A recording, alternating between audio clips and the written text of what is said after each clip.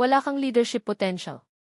Ang nakakahiya kong public humiliation sa harap ng buong opisina at ang sikretong natuklasan ko pagkaraan ng 1 taon na tuluyang nagbago sa buhay ko. Hindi ko makakalimutan ang araw na iyon.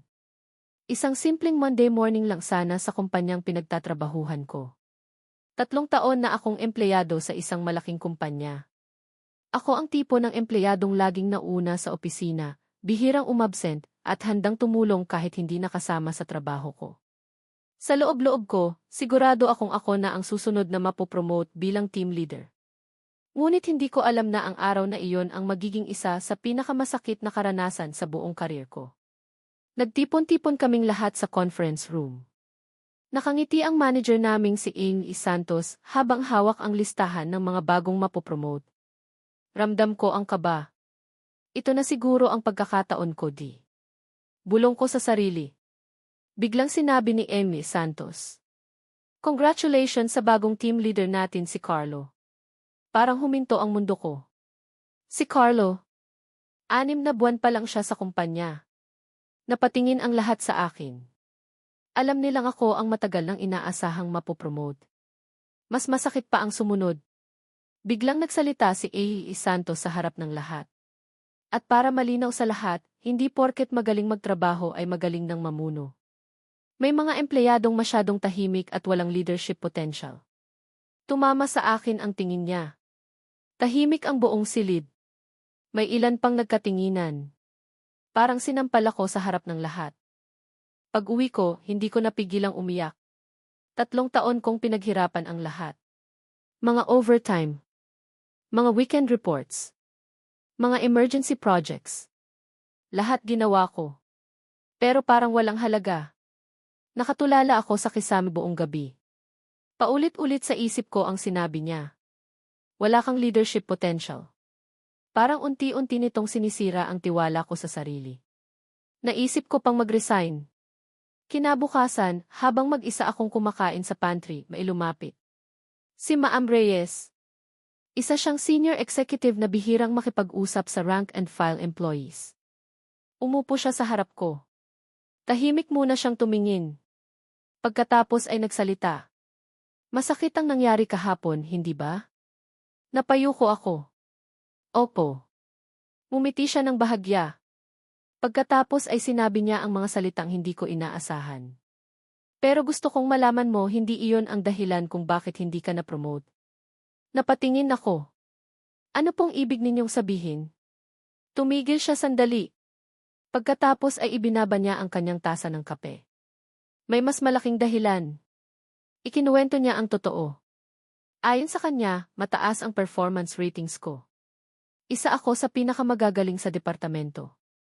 Ngunit may isang problema. Hindi raw ako nakikita ng management. Hindi ako nagsasalita sa meetings. Hindi ako nagbabahagi ng ideya. Hindi ako nagtatanong. Hindi ako nagpapakita ng initiative sa harap ng mga decision makers. Akala ko noon sapat na ang sipag. Hindi pala. Sabi niya, ang pagiging leader ay hindi lang tungkol sa trabaho. Kailangan makita ng iba ang kakayahan mong mag-inspire, makipag-communicate, at humarap sa problema. Parang binuhusan ako ng malamig na tubig. Masakit marinig. Pero alam kong totoo. Mula noon, nagdesisyon akong baguhin ang sarili ko. Hindi para patunayan sa iba, kundi para paunlarin ang sarili ko. Nagsimula akong magsalita sa meetings. Kahit nanginginig ang boses ko. Nag-volunteer ako sa mga projects. Nag-enroll ako sa leadership seminars. Nagbasa ako ng mga libro tungkol sa communication. Unti-unti akong nagbago. Hindi agad. Hindi mabilis. Pero tuloy-tuloy. May mga pagkakataong pinagtatawanan ako. May mga pagkakataong nagkamali ako sa presentations. May mga pagkakataong gusto kong bumalik sa dati. Pero hindi ako sumuko. Lumipas ang 1 taon. Nagkaroon ng malaking restructuring sa kumpanya. Nagulat ang lahat ng isang araw ay biglang mawala si A. Santos. Nag-resign siya matapos bumagsak ang ilang mahahalagang proyekto. Nagkaroon ng panik sa buong departamento. Walang gustong umako sa responsibilidad. Habang nagkakagulo ang lahat, may tumawag sa akin. Office of the Vice President. Kinabahan ako. Pagpasok ko sa opisina, naroon si Ma'am Reyes.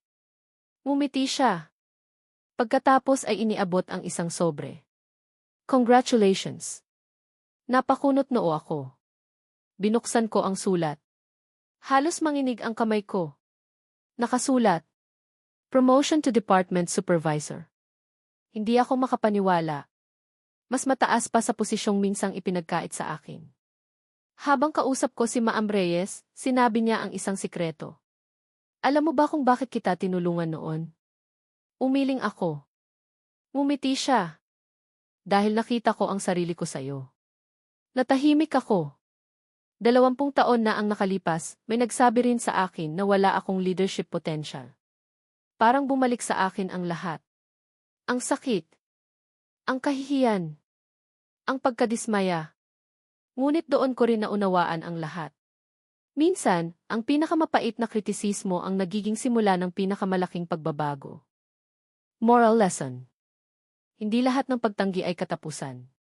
Minsan, ang pagkabigo ay hindi senyales na hindi ka sapat, senyales ito na may bahagi ka pang kailangang palagin. Kapag may taong nagsabing hindi mo kaya, huwag agad maniwala. Gawing gasolina ang sakit. Gawing inspirasyon ang pagkatalo. Dahil may mga pagkakataong ang pinto ang nagsara ngayon ang dahilan kung bakit mas malaking oportunidad ang magbubukas-bukas. Ang tunay na personal growth ay nagsisimula kapag pinili mong umangat kahit may dahilan kang sumuko.